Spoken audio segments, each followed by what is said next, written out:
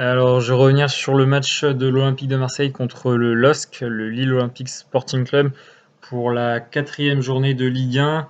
Deuxième match à domicile de suite pour l'Olympique de Marseille qui jouait son premier match dans la semaine le mercredi ou non, le jeudi et qui jouait le dimanche de la même semaine contre Lille. Donc en une semaine, ils ont enchaîné PSG-OM, OM Saint-Étienne, OM Lille. Lille qui est vraiment un des clubs forts depuis ces 3 dernières années en Ligue 1. Vraiment, c'est un club qui s'installe dans le haut de la Ligue 1 avec donc une deuxième place il y a 2 ans, place qualificative directement en Ligue des Champions. Donc ils se sont retrouvés en Ligue des Champions dans le groupe de Chelsea, Valence et l'Ajax d'Amsterdam. Donc c'était forcément compliqué pour Lille. L'an dernier, ils finissent 4e, mais avec l'arrêt du championnat, Lille était vraiment remontée et surtout Lille, contrairement à Rennes et à Marseille, Lille n'avait plus à jouer Paris-Lyon, et Marseille. Donc du coup, Lille avait un calendrier largement favorable. Lille avait perdu énormément de points en s'usant avec 6 matchs de Ligue des Champions tous les mercredis, donc ce qui a puisé énormément d'énergie. Donc première partie de saison très très difficile, enchaîner la Ligue des Champions pour un groupe très jeune et le championnat. Et en début d'année 2020, Lille était vraiment la meilleure équipe avec Rennes et Marseille. Vraiment la meilleure équipe. Et ils étaient revenus à 1 point de Rennes. Et sachant que Rennes devait encore jouer Paris, Monaco, Lyon.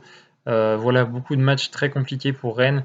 Et je pense que si le championnat avait été à son terme, Lille aurait fini deuxième, encore une fois, comme en 2018-2019. En 2019-2020, sans le Covid, Lille aurait fini deuxième, derrière Paris. Marseille et Rennes se seraient joués pour la 3e place et Lyon aurait remonté à la 5e place, à n'en pas douter.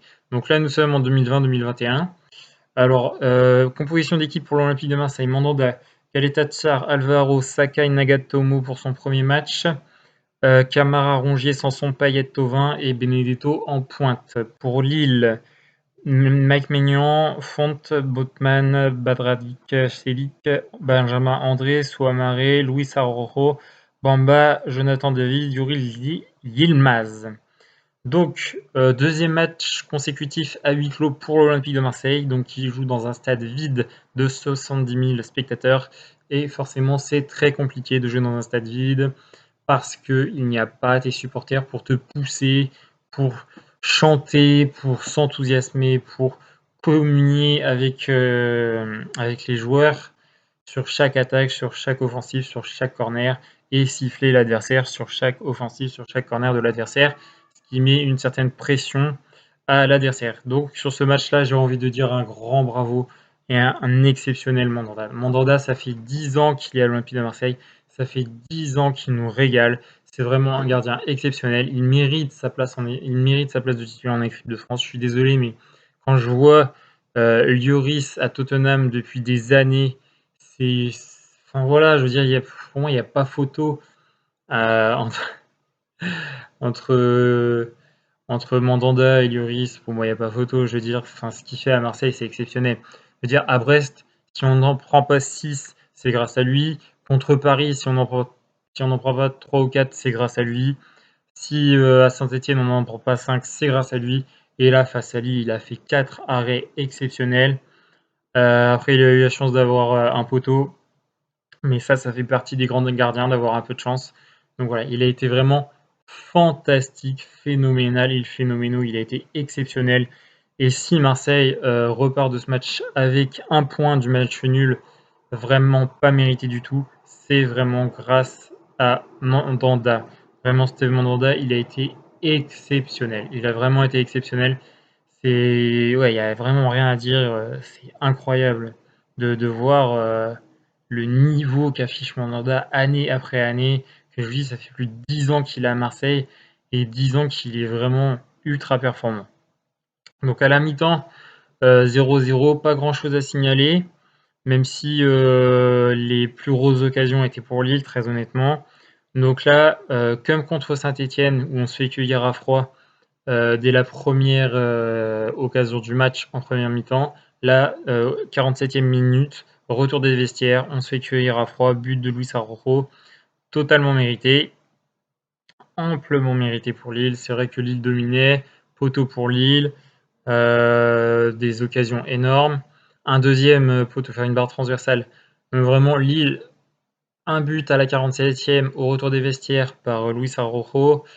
Ensuite, il y a eu 2 poteaux pour Lille dans le match. Donc voilà, pour vous dire la domination un peu extrême de Lille. Et là, ce que j'ai bien aimé, c'est que Villas-Boas, il a fait les changements au bon moment. C'est-à-dire qu'il a fait rentrer Bounassar à la 60e à la place de Nagatomo. C'était son premier match Nagatomo, donc je ne vais pas l'enfoncer.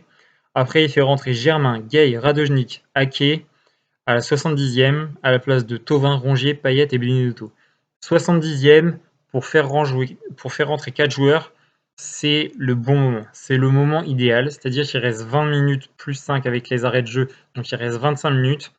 Tu apportes 4 joueurs frais en 25 minutes et forcément, là, les possibilités de marquer un but, d'avoir du peps, de l'envie, plus d'offensive, plus d'engagement, 4 joueurs frais d'un coup, c'était le bon moment. Et ça, je vais revenir dessus sur le match de Marseille contre Metz, où il a fait les 4 changements à la 85e. Donc contre Metz, ils ont réussi à égaliser en 10 minutes avec des joueurs frais en 10 minutes. Mais ce que je comprends pas, c'est que là, il a compris ses erreurs. Il fait rentrer 4 joueurs d'un coup à la 70e.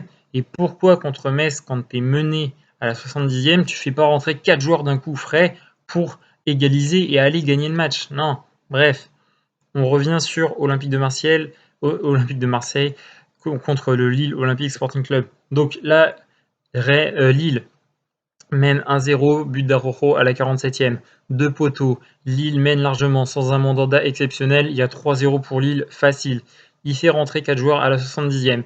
Il sort Payet, il sort Thauvin, il sort Rongier, il sort Benedetto. Mais je veux insister sur le fait qu'il sort Payet et il sort Thauvin. Payet et Thauvin ont été nuls dans ce match. Ils ne méritent pas de porter le maillot de l'Olympique de Marseille. Ils ont été mauvais, très très très très mauvais. Et franchement, l'égalisation sur corner de Valère Germain, elle n'est pas du tout méritée. Donc l'Olympique de Marseille s'en sort très bien avec un match nul, un partout. Voilà. Donc ce qu'il faut retenir de ce match, c'était le deuxième match à domicile de l'Olympique de Marseille à huis clos, donc des conditions très difficiles d'être dans un stade si grand de 70 000 places avec personne dans le stade. Même si tu mets des sonos avec des chants artificiels, ça ne remplace pas la communion de tout un peuple. Revoyez les matchs OM PSG, OM Lyon, avec les tifos à l'entrée du match. Tous les joueurs du Paris Saint-Germain qui ont quitté le club, ils l'ont dit, leur plus grosse émotion, la plus grosse ambiance, c'était l'entrée dans le stade des OM PSG. Moi, je me souviens de tifos exceptionnels. OM PSG sur Canal+, OM Lyon, avec des tifos mais magnifiques de tout le stade entier. Et ça, forcément, ça te donne de l'énergie, ça te donne du peps. Et là, contre Lille, voilà, pareil, 0-0 à la mi-temps, on est chanceux de rentrer à la mi-temps 0-0, 1-0, il nous cueille à froid à la 47e, puis on fait les changements au bon moment, à la 70e, tu sors tout le monde, tu fais rentrer 4 joueurs, c'est-à-dire presque la moitié de ton équipe, et ça a payé. Corner, but de Germain de la tête, ça spécial. Et voilà, j'ai pas grand chose à dire. Le corner de Sanson, Sanson qui fait son match comme d'habitude. Je vais pas revenir un à un sur les joueurs, mais Mandanda exceptionnel, Mandanda absolument exceptionnel. Alvaro absent depuis le PSG. Kaletatsar, j'ai pas envie de te dire grand chose. Sakai, bravo, bravo. Sakai a été très très fort. Payet, Rongier, Thauvin, Benedetto, totalement en galère. Dans ce match, je vais ressortir Mandanda exceptionnel, Sakai très très bon et Boubacar Kamara comme d'habitude qui fait le boulot. Et très bonne entrée, très très bonne entrée de Germain, de Radojnik, il faut le dire, très bonne entrée. Voilà. Donc, 4e journée de Ligue 1, Olympique de Marseille-Lille, un partout. Lille a largement dominé le match. Lille ne méritait pas de perdre. Non, Lille ne méritait pas le nul. Lille méritait largement de gagner 3-0, mais on a eu un énorme Mandanda, un énorme Il Phénoménal magnifique, un Mandanda des grands soirs, un Mandanda qui, quand il est à ce niveau-là, il mérite l'équipe de France, mais largement. Voilà. Donc un partout, pas mérité, l'OM s'en sort bien et Lille peut nourrir de gros regrets.